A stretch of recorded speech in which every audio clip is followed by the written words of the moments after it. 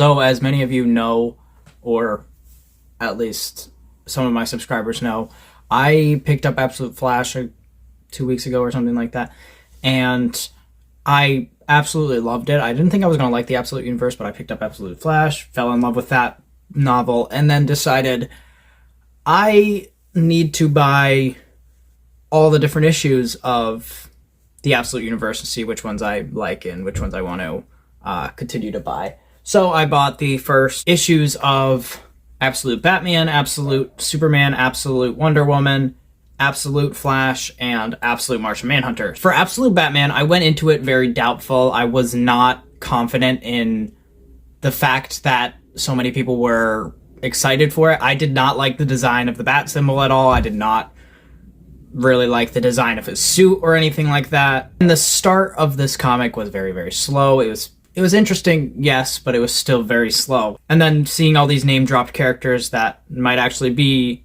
Bruce's family will be very cool.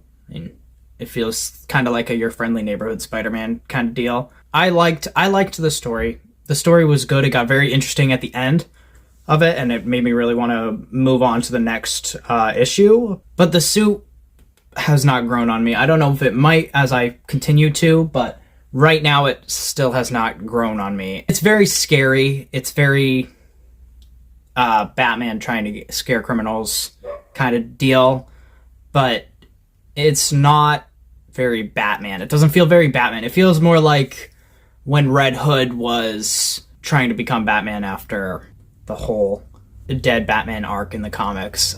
If you know, you know. Alfred will be very interesting to see. I'm really excited for the relationship to turn out like the classic and see how it goes from Alfred being this detective kind of deal into being Bruce's friend again. And I'm wondering if any of this will become more like the classic origin we see with Bruce, where he'll lose his mom and then Alfred will be the only one that's there for him.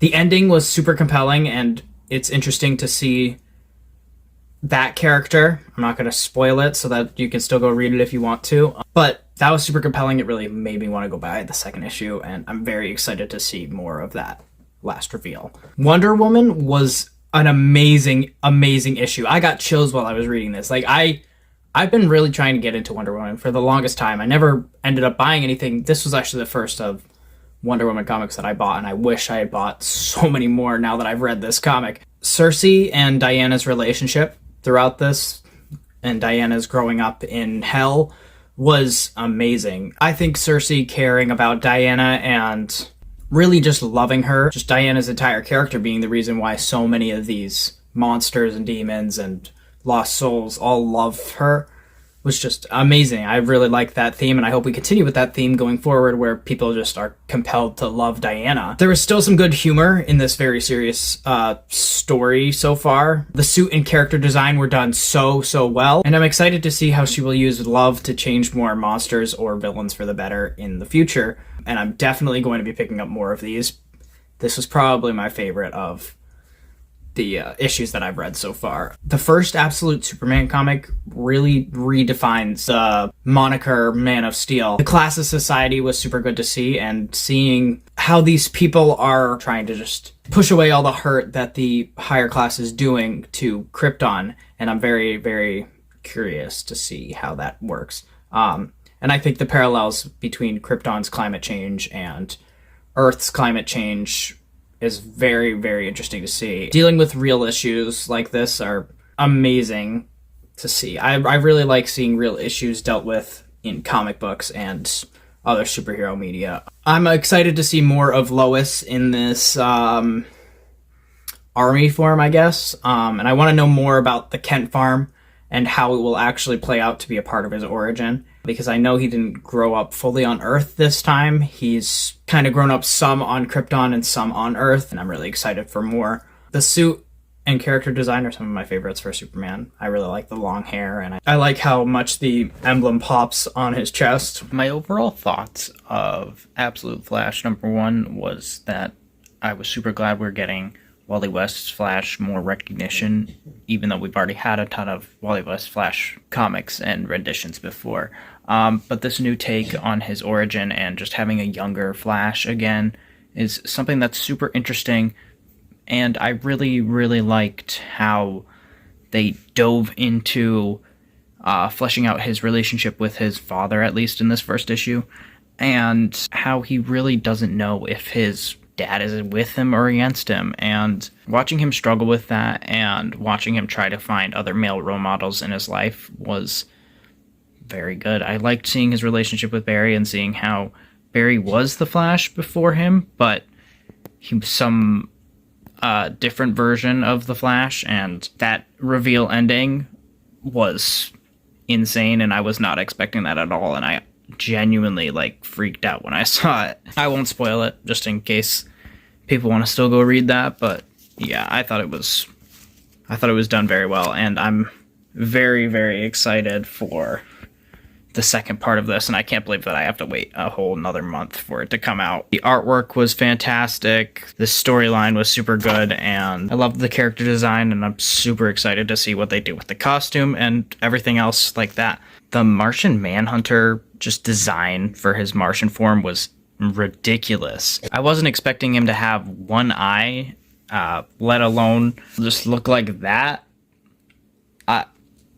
I don't know. I thought the artwork was really good. I thought they did well with how they formed his mind reading, I guess, to where they formed it at, how he sees everybody's thoughts as smoke coming out of their ears, coming out of their mouths, coming out of their cigarettes, whatever. But seeing all of this artwork and seeing this entirely different artwork style than all the other Absolute characters so far was super interesting. I didn't really expect it. I thought that maybe it was just the cover art was going to be different. But seeing how very simplistic, I guess. The art feels very abstract, I guess. I don't know if that was their intention, but that's what it looks like, and I kind of dig it. I think it looks great.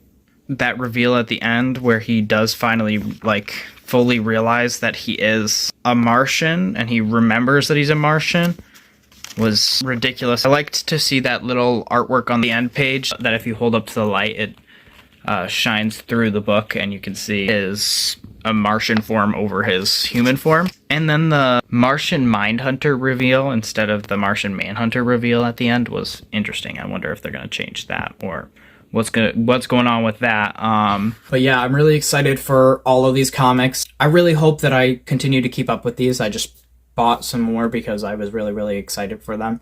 And I hope that they continue to keep these stories so well. I really was surprised going into and reading these, but I'm absolutely obsessed with it, and I think that I will continue to like it as long as the story stays so good. And for now, just stay tuned. I'll do another one of these videos probably next week or something like that, whenever I get around to it. Thank you all for watching. Let me know down in the comments if you are interested in seeing more content like this, or if you're excited for Absolute Superman, Absolute Batman, Absolute Wonder Woman, whoever. I'm really excited to see what they do with Absolute Green Lantern too, and I hope that it'll just be a strong story just like this is. And with that being said, I thank you all for watching. You can check out all my other socials on the screen now, or you can do something else with your time, whatever. Thank you all for watching. Bye now.